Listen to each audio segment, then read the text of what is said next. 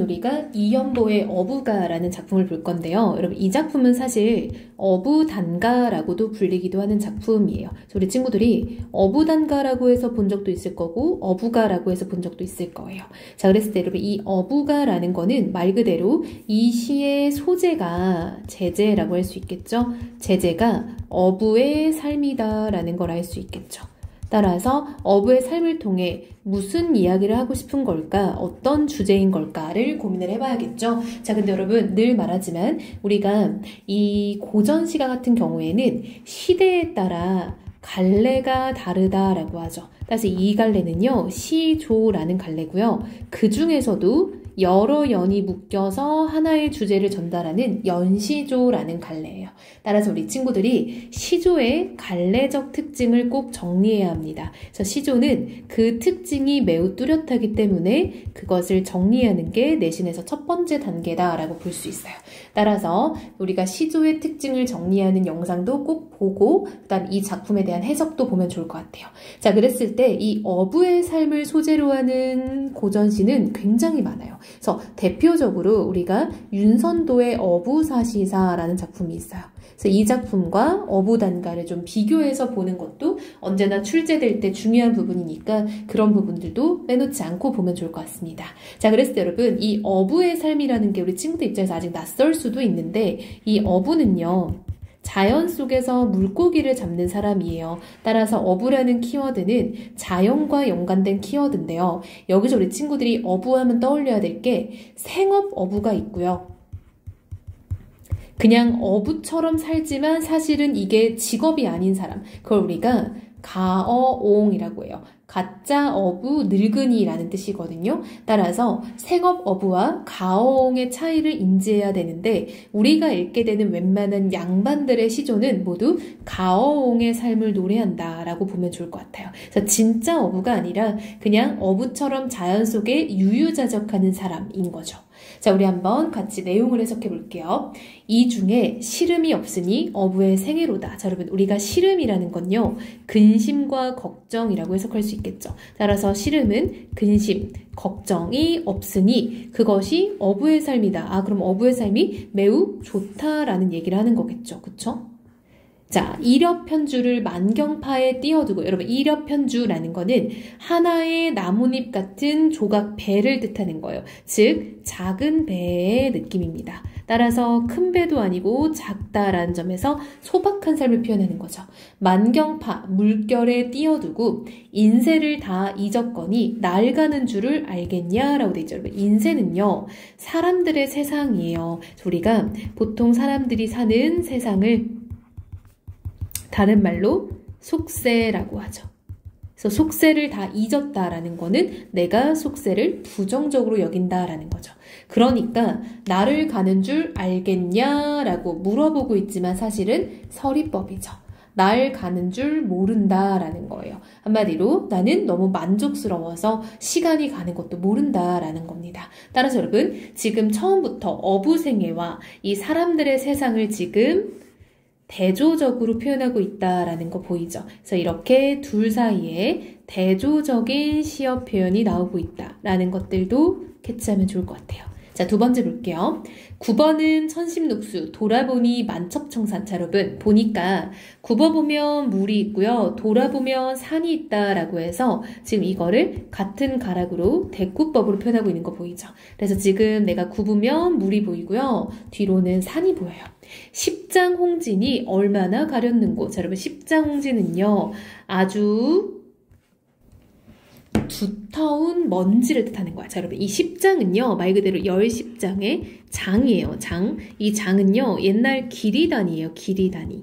즉 옛날에 여러분 십장이라고 하면 보통 한 사람의 키가 보통 10장이었다고 하거든요. 근데 우리가 옛날에 조상님들은 좀 더 키가 작았잖아요. 뭐 160에서 170이 되지 않을까 싶은데 뭐 그게 중요한 건 아니고요. 매우 두터운, 홍이 붉은 홍자거든요. 붉은 먼지를 뜻하는 거야. 근데 여러분 붉은 먼지는요, 수레 같은 거 혹은 가마가 지나가면서 생기는 먼지예요. 그래서 이거는 우리가 사람들이 많이 다니는 세상, 홍지는 이꼴 속세를 뜻하는 걸로 쓰여요.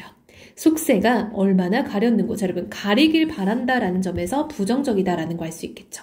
강호의 월백하거든요. 여러분 강호는요 원래는 강과 호수를 뜻하는 말이에요. 근데 우리가 강과 호수라는 거는 자연의 일부로서 자연을 대표해서 비유한다라고 해서 이런 걸 우리가 대유법이라고 하죠. 그래서 자연의 월백하거든, 달이 하얗거든, 더욱 무심하다라는 거는 마음이 없다라는 뜻인데요. 마음이 없다라는 거는 쉽게 말하면은 욕심이 없다 라고 보면 됩니다. 그래서 이 무심이라는 말도 우리가 고전 시가에 많이 나오는 키워드인데 알아두면 좋을 것 같아요.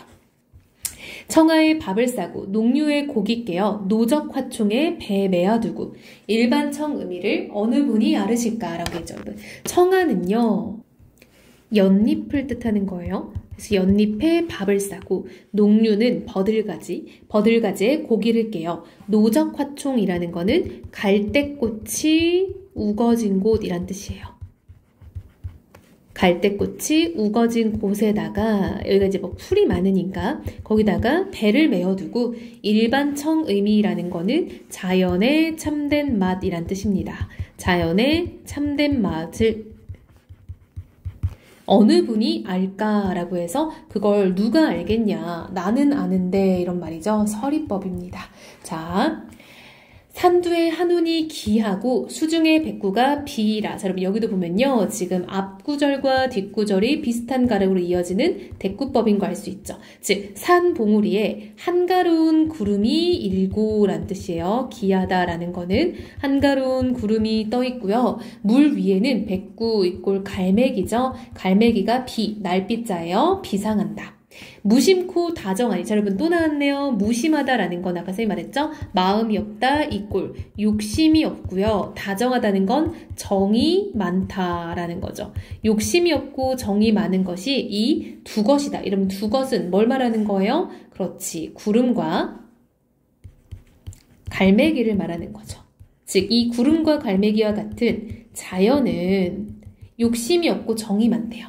일생에 시름을 잊고, 여러분 시름은 우리가 근심과 걱정이라고 했었죠. 시름을 잊고 너를 조차 노리라. 여러분 너는 누구예요? 앞에 말했던 구름과 갈매기예요. 여러분 근데 구름과 갈매기를 너라는 인칭 대명사로 표현했으니까 의인법이다 라는 거 알 수 있겠죠. 장안을 돌아보니 북걸이 천리로다. 여러분 장안은요 궁궐을 뜻하는 거예요. 수도.